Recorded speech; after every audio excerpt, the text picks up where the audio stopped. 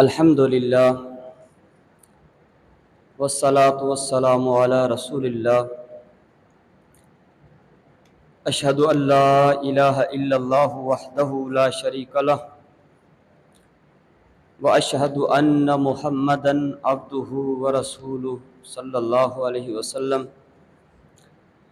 رب اشرح لی صدری ویسر لی امری واحلل عقدۃ من لسانی یفقہوا قولی رب زدنی علما رب زدنی علما رب زدنی علما اللہم فقہنا فی الدین اما بعد فاعوذ باللہ السمیع العلیم من ہمزہ ونفخہ ونفثہ من الشیطان الرجیم واسجد واقترب اللہم صلی علی محمد وعلی آل محمد کما صلیت علی ابراہیم وعلی آل ابراہیم انک حمید مجید اللہم بارک علی محمد وعلی آل محمد کما بارکت علی ابراہیم وعلی آل ابراہیم انک حمید مجید۔ گزشتہ درس میں ہم نے ایک موضوع شروع کیا تھا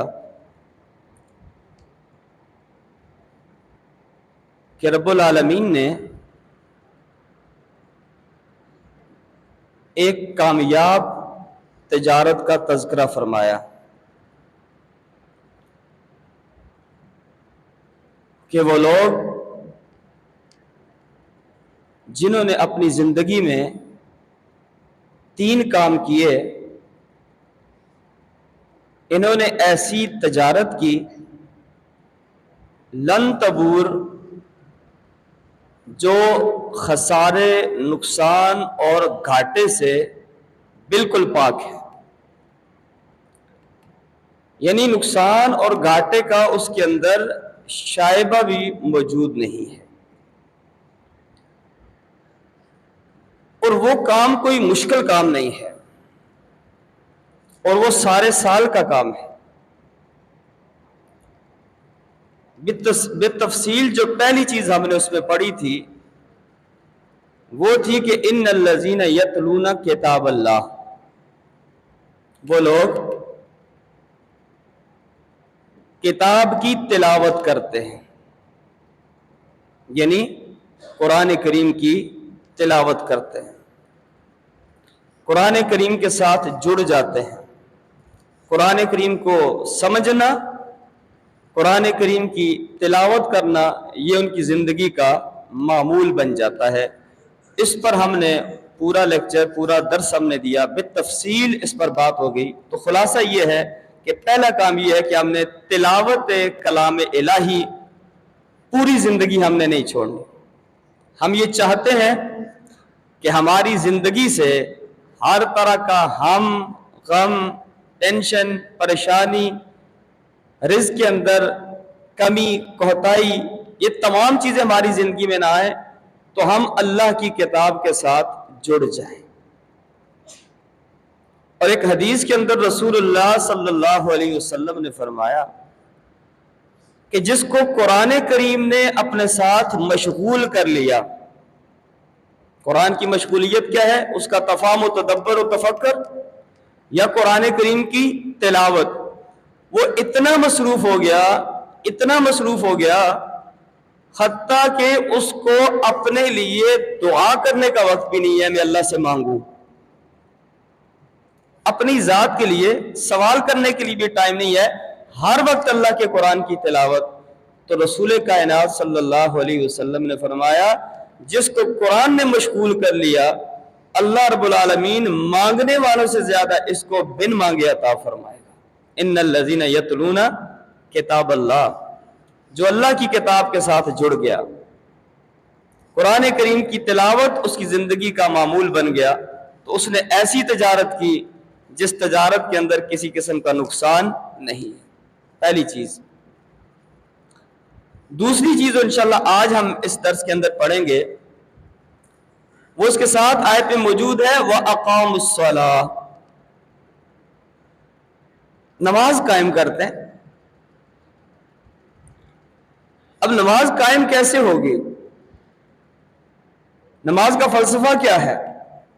قد افلح المؤمنون الذین هم فی صلاتهم خاشعون. اللہ نے صفات بیان فرمائی مومنین کی، 8 صفات بیان فرمائی. پہلی صفت یہ فرمائی کہ الذین هم فی صلاتهم خاشعون، ان کی نمازوں کے اندر خشوع و خضوع ہوتا ہے. اور آخر میں فرمایا کہ والذین هم علی صلواتهم یحافظون، وہ اپنی نمازوں کی حفاظت کرتے ہیں. حالانکہ خشوع نماز میں اس چیز کو شامل کیا جا سکتا ہے، یعنی معلوم یہ ہوا کہ خشوع نماز الگ چیز ہے، حفاظت نماز الگ چیز ہے. قرآن کریم میں اللہ رب العالمین کا یہ ارشاد کہ اتل ما اوحی الیک من الکتاب واقم الصلاۃ ان الصلاۃ تنہی عن الفحشاء والمنکر. یہ جو نماز ہے ہر طرح کی بےہودگی سے، فحش گوئی سے، منکرات سے، ہر طرح کے گناہوں سے انسان کو بچاتی ہے. کیا وجہ ہے کہ ہم نمازیں بھی پڑھ رہے ہیں لیکن ہم منکرات سے اپنے آپ کو نہیں بچا پا رہے. ہم نمازیں بھی پڑھ رہے ہیں، ہماری نگاہ ہمارے کنٹرول میں نہیں ہے. ہم نمازیں بھی پڑھ رہے ہیں لیکن ہمارے دل کینہ، بغض، حسد، نفاق، ان تمام بیماریوں سے اٹے ہوئے. وجہ کیا ہے؟ وجہ یہ ہے، ایک تو ہماری نمازوں کے اندر خشوع و خضوع نہیں ہے، اور دوسرا ہماری نمازیں محفوظ نہیں ہے. کیونکہ اللہ رب العالمین کے ہاں نماز وہ قبول ہے جس کے اندر خشیت الہی موجود ہو. وگرنہ نماز پڑھنے والے کے لیے کیا ہے؟ فویل للمصلین، ہلاکت ہے، ویل ہے، جہنم ہے، بربادی ہے. کس کے لیے؟ المصلین، جو نماز پڑھتے ہیں. کون سے نمازی؟ الذین هم عن صلاتهم ساہون، جو سستی کے مارے نمازوں کو ادا کرتے ہیں. الذین هم یراؤون، اور پڑھتے بھی ہیں تو لوگوں کو دکھلانے کے لیے کہ ہمارا شمار بھی ہو جائے کہ ہم نمازی ہیں. وَإِذَا قَامُوا إِلَى الصَّلَاةِ قَامُوا كُسَالَىٰ يُرَاءُونَ النَّاسَ وَلَا يَذْكُرُونَ اللَّهَ إِلَّا قَلِيلًا. یہ لوگ منافقین نماز کے لیے اٹھتے ہیں مارے سستی کاہلی کے، اور جو نماز پڑھتے بھی ہیں اس میں بھی ریاکاری ہے. وَلَا يَذْكُرُونَ اللَّهَ إِلَّا قَلِيلًا، ان کی نمازوں میں ذکر نہ ہونے کے برابر ہے. آج ہم غور و فکر کریں کہ ہماری نمازوں میں کتنا اللہ کا ذکر ہے، کتنی ہماری نمازوں کے اندر خشوع و خضوع ہے. تو نمازیوں کے لیے ہلاکت ہے. کب تک؟ وَبَشِّرِ الْمُخْبِتِينَ، جب تک نمازی کی نماز کے اندر عجز و انکساری نہ ہوگی. اس کو یہ تو معلوم ہوگا کہ میں کس کے سامنے کھڑا ہوں، اس کو یہ تو معلوم ہو کہ میں اللہ سے کیا مانگ رہا ہوں، اس کو یہ تو معلوم ہو کہ نماز کا مطلب کیا ہے. یہ رب سے ملاقات ہے، میں اللہ کے حضور کھڑا ہوں، میں اپنی تمام تر چیزیں پیچھے چھوڑ کر رب العالمین کے سامنے کھڑا ہوں. یہ خشوع و خضوع تو انسان اپنی نماز کے اندر پیدا کرے. اور دوسری چیز حفاظت نماز. رسول اللہ صلی اللہ علیہ وسلم نے فرمایا کہ کیا میں تمہیں بدترین اس چور کے متعلق نہ بتاؤں کہ جو نماز کا چور ہے؟ یا رسول اللہ صلی اللہ علیہ وسلم، کیا بھلا نماز کے اندر بھی چوری ہو سکتی ہے؟ فرمایا ہاں، نماز کی چوری یہ ہے کہ اس کا قیام پورا نہ ہو، نماز کی چوری یہ ہے کہ اس کا سجدہ پورا نہ ہو، نماز کی چوری یہ ہے کہ اس کا رکوع پورا نہ ہو، نماز کی چوری یہ ہے کہ اس کا تشہد پورا نہ ہو. یہ منافق کی نماز ہے کہ ٹھوکے مار کے فارغ ہو جاتا ہے جیسے کوا دانے چنتا ہے. تو حفاظت نماز، حفاظت نماز کیسے ہوگی؟ صلو کما رأیتمونی اصلی، نماز اس طرح پڑھو جس طرح میں محمد صلی اللہ علیہ وسلم کو تم نماز پڑھتے ہوئے دیکھتے ہو. تب اللہ رب العالمین کیا وہ نماز مقبول ہے، پھر اس عبادت کا ریٹرن آئے گا ہماری زندگی کے اندر. ہم، غم، ٹینشن، پریشانی، دکھ، مصیبت انشاءاللہ دور ہوگی، اور ہم منکرات اور فحش چیزوں سے بچیں گے. جبکہ مومن کی تو صفات رسول اللہ صلی اللہ علیہ وسلم نے کیا بیان فرمائی؟ قرآن نے کیا فرمائی کہ قد افلح المومنون، الذین هم فی صلاتہم خاشعون والذین هم عن اللغو معرضون. فلاح پاگے وہ مومن جو اپنی نمازوں کے اندر خشوع و خضوع لے کے آئے اور لغویات سے اپنے آپ کو انہوں نے دور رکھا. جس کی کامیاب نماز ہے، مکمل نماز ہے، مقبول نماز ہے، وہ اپنے آپ کو لغویات سے دور رکھتا ہے. اور مومن کے متعلق رسول کائنات صلی اللہ علیہ وسلم نے کیا فرمایا؟ آپ نے فرمایا کہ لیس المؤمن بالطعان ولا اللعان ولا الفاحش ولا البغی. مومن کبھی تانا دینے والا نہیں ہوتا. معلوم یہ ہوا کہ نمازی کبھی تانا دینے والا نہیں ہوتا. ولا الفاحش، مومن کبھی فاحش نہیں ہوتا، مانا مقبول نماز پڑھنے والا کبھی فاحش نہیں ہوتا. ولا البغی، مومن کبھی فضول گفتگو کرنے والا نہیں ہوتا. مانا کہ جو نماز کی صحیح پراپر ادائیگی کرنے والا ہے خشوع کے ساتھ، حفاظت کے ساتھ، اس کی زندگی کے اندر کبھی بدگوئی اور فحش گوئی اس کے اندر نہیں ہوگی. حفاظت ہے نماز. اور نماز کے اندر پھر ایک مقام ایسا ہے کہ جس کا نام ہے سجدہ. جو آیت کریمہ میں نے آپ کے سامنے پڑھی، رب العالمین نے خود اپنے محبوب جناب محمد الرسول اللہ صلی اللہ علیہ وسلم کو ارشاد فرمایا کہ واسجد واقترب، سجدہ کیجئے اللہ کے قریب ہو جائے. واسطہ، وسیلہ کس چیز کا ہے؟ سجدہ ہے. کسی بزرگ کا نہیں، کسی ہستی کا نہیں، کسی چھوٹے بڑے کا نہیں، کسی مقرب کا نہیں، کسی مجتبی مصطفیٰ چنے ہوا کا نہیں، بلکہ اللہ کے ہاں وسیلہ انسان کے نیک عمل کا ہے. اور اعمال کے اندر نماز اور نماز کے اندر سجدہ، اس سے بڑا وسیلہ کوئی نہیں ہے. یہ وسیلہ خود اللہ نے اپنے نبی کو بتایا کہ نبی اللہ کے قریب ہونا چاہتے ہو تو واسجد واقترب. ایک صحابی ہے، بچہ ہے چھوٹا سا، ربیعہ اسلمی انصاری رضی اللہ تعالیٰ عنہ، جو نبی علیہ السلام کے لیے مسواک تیار کرتے تھے، تہجد کے لیے آپ کے لیے پانی پیش کرتے تھے. تو رات کا وقت ہے، تہجد کا ٹائم ہے، وہ بچہ رسول اللہ صلی اللہ علیہ وسلم کے جاگنے کا منتظر ہے، ہاتھ میں مسواک ہے اور پانی کا لوٹا ہے. رسول کائنات آئے تو میں پیش کروں. نبی علیہ السلام نے دیکھا کہ اس جیسے بچے سو رہے ہیں اور اس بچے کا ذوق، شوق، محبت دیکھو کیسے یہ رات کو جاگ رہا ہے اور میرا منتظر ہے. تو نبی علیہ السلام نے کہ ربیعہ مانگو تمہیں کیا چاہیے، آج تمہیں اللہ سے دلوا کے رہوں گا. تو یہ چھوٹا سا بچہ کہنے لگا کہ اللہ کے پیغمبر صلی اللہ علیہ وسلم، یقین ہے کہ اللہ رب العالمین ہمیں بھی جنت میں داخل کرے گا، اور آپ تو جنت العلا، جنت الفردوس میں ہوں گے، آپ کے مقام کے کیا کہنے. اللہ کے پیغمبر ہماری جنت کہاں اور آپ کی جنت کہاں. یا رسول اللہ، دنیا میں کوئی غم ہوتا ہے، پریشانی ہوتی ہے، آپ کے پاس آ جاتے ہیں، آپ ہماری ڈھارس بن جاتے ہیں. اللہ کے نبی وہاں ہم آپ کی ملاقات کیسے کریں گے؟ ہم کہاں ہوں گے اور آپ کہاں ہوں گے؟ تو رحمت عالم صلی اللہ علیہ وسلم کہ ربیعہ اگر جنت میں میری رفاقت چاہتا ہے تو سجدوں کے ذریعے میری مدد کر. مانا کہ کثرت سے سجدے، یعنی کثرت سے نوافل عطا کرو. تو معلوم یہ ہوا کہ نبی کی شفاعت، نبی کا ساتھ، جو مروجہ طریقے ہم نے رائج کر رکھے ہیں نبی کی مد میں، نبی کی محبت میں، نبی کے شان میں، وہ اور چیز ہے، اور دین اسلام اور نبی کا تقرب ایک الگ چیز ہے. نبی نے خود طریقہ بتا دیا. میری قربت چاہتے ہو، میری شفاعت چاہتے ہو، جنت کے اندر میری رفاقت چاہتے ہو، تو زیادہ سے زیادہ سجدوں کا اہتمام کرو. تو سجدے کیسے ہوں گے؟ کثرت نوافل. لوگ تو سنتیں بھی نہیں پڑھتے. سوچنا چاہیے کہ سنتیں یہ کیا چیز ہے، یہ نوافل ہم ادا کر رہے ہیں، اس کا کیا مطلب ہے؟ مطلب یہ ہے کہ ہم نبی علیہ السلام کی شفاعت کے مطلوب و مقصود ہیں، آپ علیہ السلام کی رفاقت چاہتے ہیں، تو ہم کثرت سے سجدے کریں. تو یہ تو ہوا نبی کا تقرب، نبی کی شفاعت کے لیے بھی سجدوں کا کثرت سے ہونا. اور دوسری چیز، اللہ کے تقرب کے لیے بھی سجدہ، اللہ کے غضب، غصہ، قہر و جلال کو دور کرنے والی چیز بھی کیا ہے؟ سجدہ ہے.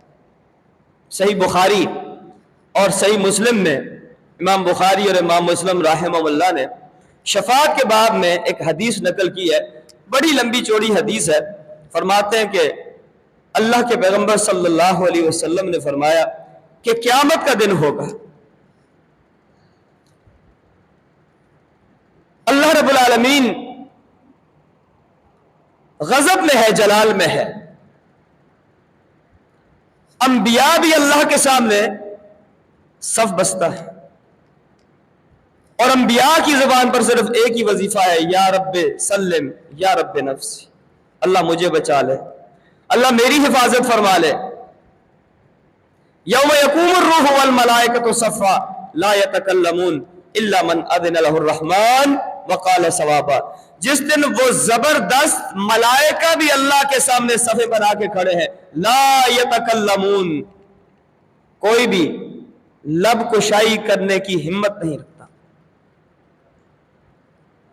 ہمسا سنسناہٹ ہے، سانسوں کی آواز ہے، منہ سے کوئی نہیں بول رہا، ہاں بولے گا بھی وہ جس کو بولنا ہے، اللہ بلوائے گا، اور بولے گا بھی صحیح صحیح، غلط بیانی نہیں کر سکے گا۔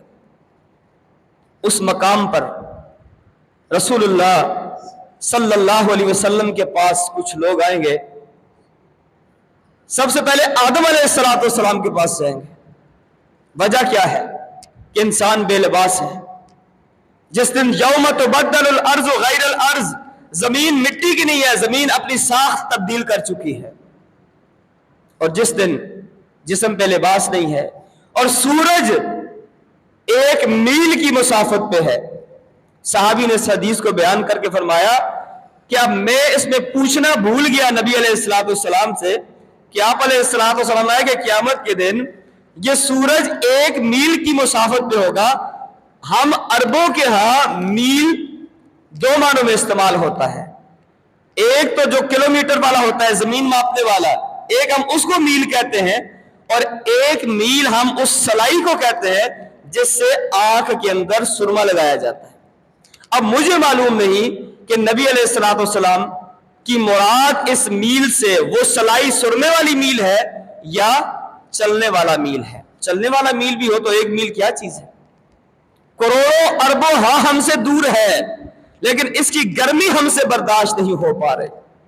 لباس بھی ہمارے پاس موجود ہے، ٹھنڈک کے اسباب بھی ہمارے پاس موجود ہیں، وہ وقت جہاں لباس ہے، انسان اپنے پسینے میں ڈوبا ہوا ہے اپنے اپنے گناہوں کے حساب سے، اور یہ پسینہ اتنا خطرناک ہے۔ رسول اللہ صلی اللہ علیہ وسلم نے فرمایا کہ اللہ حساب کا معاملہ موقوف کیے ہوئے ہے، جس آدمی نے پکا جہنم میں جانا ہے وہ بھی یہ چاہ رہا ہے کہ حساب و کتاب شروع ہو جائے، میں جہنم میں چلا جاؤں، وہ برداشت ہے، لیکن یہ حالت مجھ سے برداشت نہیں ہو پا رہی پسینے والی۔ اس کو کیا معلوم یہ پہلی سیڑھی ہے، آنے والے مراحل تو اس سے بھی زیادہ مشکل ہے۔ آدم علیہ السلام کے پاس لوگ جائیں گے کہ آپ اللہ کے نبی ہو، آپ ابو البشر ہو، اللہ نے اپنے ہاتھ سے آپ کو بنایا، اپنی روح آپ کے اندر پھونکی، آپ اللہ سے کہیے نا حساب و کتاب شروع ہو۔ تو وہ کہیں گے کہ میں اللہ سے حساب کی بات کروں، اللہ مجھے کہے کہ آدم تمہیں حساب کی بڑی جلدی پڑی ہے، میں نے کہا تھا کہ لا تقربا هذه الشجرہ، اس درخت کے قریب نہیں جانا، تم نے میرے حکم کی نافرمانی کی ہے، چلو تم ہی حساب دو، کیوں کھایا تھا؟ نہیں بھائی، ان ربی قد غضب اليوم غضبا لم یغضب قبلہ ولن یغضب بعد، آج میرا رب اس قدر غصے میں ہے، نہ اس سے پہلے کبھی غصے میں تھا، نہ بعد میں کبھی اتنے غصے میں ہوگا۔ میں اللہ سے بات نہیں کر سکتا، ہاں ایک نبی کا پتہ بتاتا ہوں، ابراہیم وہ اللہ کا خلیل ہے، اس سے بات کرو۔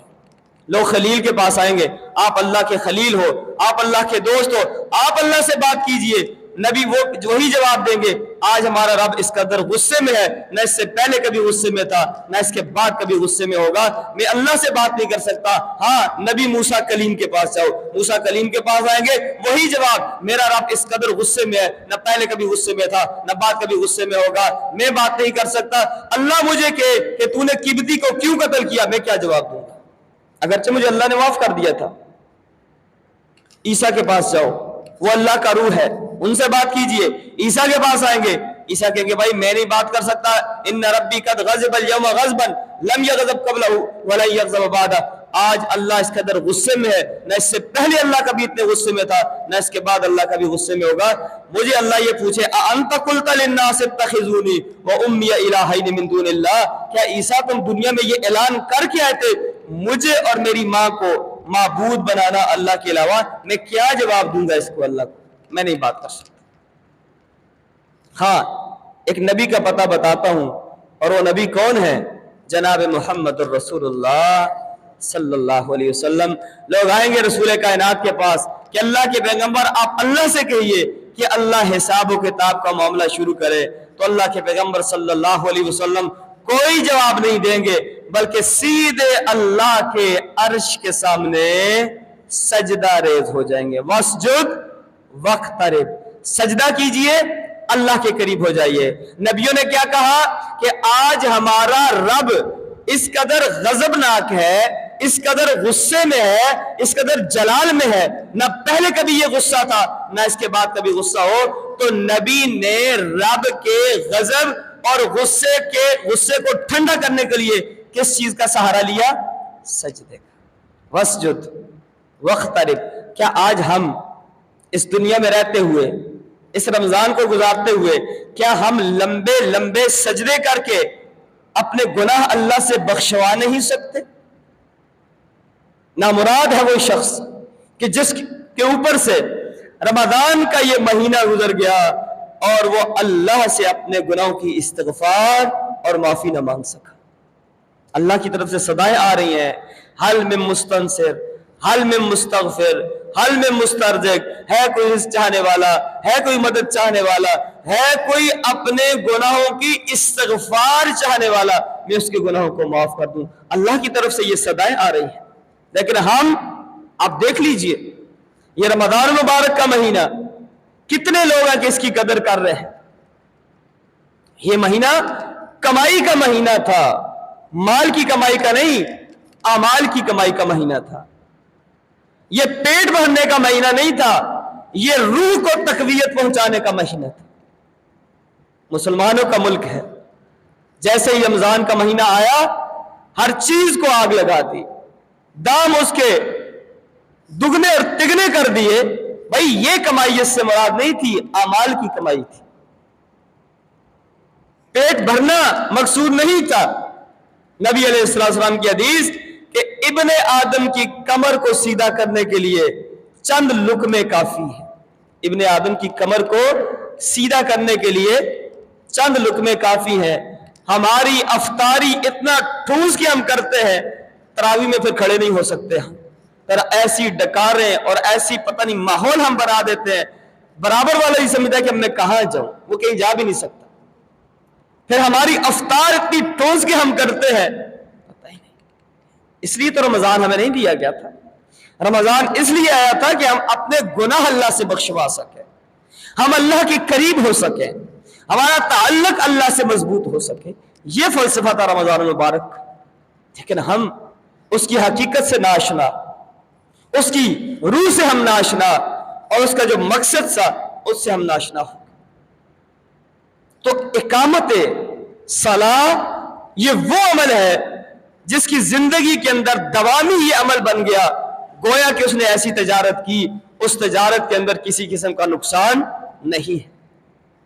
سورہ مدثر میں رب العالمین نے اہل جنت کا اور اہل جہنم کا مکالمہ نقل کیا کہ اہل جنت اہل جہنم سے سوال کر رہے ہیں، ما سلککم فی سقر، او جہنم میں جلنے والوں ذرا یہ تو بتاؤ جہنم کی اس سقر وادی میں کون سی چیز تمہیں لے کر کے آئی ہے؟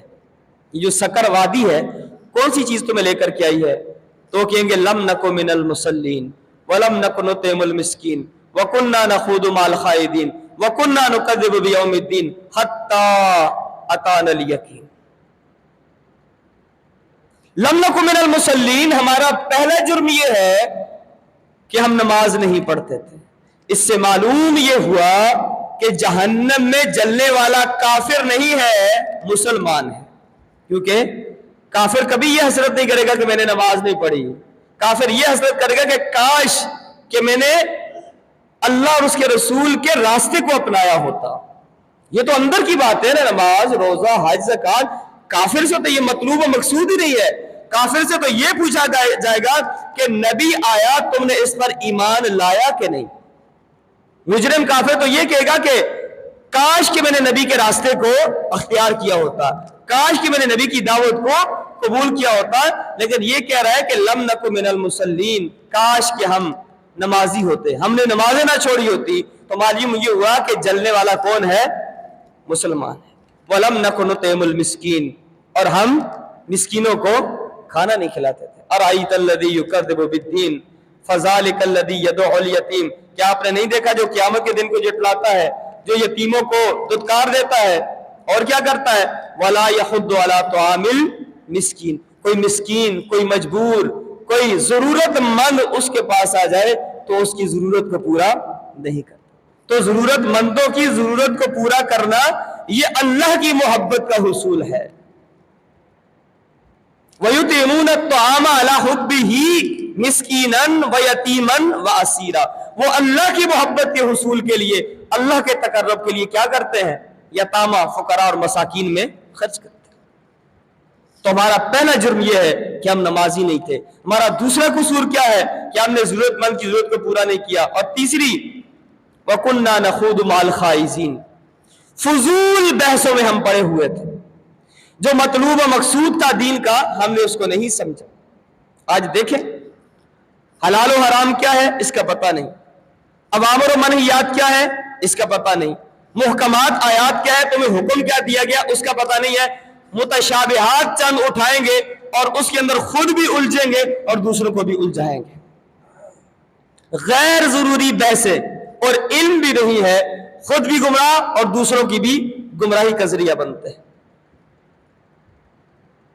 تو وہ لوگ جنہوں نے کامیاب تجارت کی, کامیاب تجارت والوں کی دوسری صفت یہ ہے کہ وہ نماز ادا کرتے ہیں. تو نماز جب انسان اللہ کے حضور کھڑا ہوتا ہے, مشہور قول ہے سیدنا علی رضی اللہ تعالیٰ عنہ کا کہ جب میرا دل کرتا ہے کہ میں جب میں دل یہ کرتا ہے کہ اللہ مجھ سے بات کرے تو میں قرآن کریم کی تلاوت کرتا ہوں. ان الذین یتلون کتاب اللہ, جن لوگوں نے اللہ کے ساتھ معاملہ کیا تجارت کا, پہلی صفت کیا ہے؟ تلاوت قرآن. حضرت علی فرماتے ہیں میرا دل کرتا ہے کہ اللہ مجھ سے بات کرے تو میں قرآن کریم کی تلاوت. قرآن کی تلاوت ہے تو اللہ کی باتیں ہیں. اللہ کہہ رہا ہے حرام نہیں کھانا, اللہ کہہ رہا ہے سود نہیں کھانا, اللہ کہہ رہا ہے بدنظری نہیں کرنا, اللہ کہہ رہا ہے کسی کے حقوق پہ ڈاکہ نہیں ڈالنا. یہ تمام چیزیں کیا ہیں؟ اللہ کا کلام ہے, اللہ کی باتیں, اللہ پہ بندے سے ہم کلام ہے. اور جب میرا دل کرتا ہے کہ میں اللہ سے ہم کلام ہوں تو پھر میں کیا کرتا ہوں؟ اللہ کے سامنے کھڑا ہو جاتا ہوں. وَقُومُوا لِلَّهِ قَانِتِينَ, میں اللہ کے سامنے فرما بردار بن کے کھڑا ہو جاتا ہوں. کیسا؟ کہ ان تعبد اللہ کانک تراہ فإن لم تکن تراہ فإنہ یراک. جب تم اللہ کے سامنے کھڑے ہو جاؤ, تمہارے ذہن کے اندر یہ تصور, یہ سوچ, یہ فکر ہونی چاہیے گویا کہ تم اللہ کو, جبکہ لا تدرکہ الابصار وہو یدرک الابصار, کوئی آنکھ اللہ کی ذات کا ادراک نہیں کر سکتی. یہ ایک تشبیہ ہے کہ یعنی آپ کے اندر خشوع و خضوع اس قدر ہونا چاہیے, خشوع و خضوع کا اہتمام اس قدر ہونا چاہیے گویا کہ آپ اللہ کو دیکھ رہے ہیں. اور آپ کی نماز کی حفاظت اس قدر ہونی چاہیے گویا کہ وہ آپ کو دیکھ رہا ہے. اس لیے حفاظت نماز کا مطلب کیا ہے؟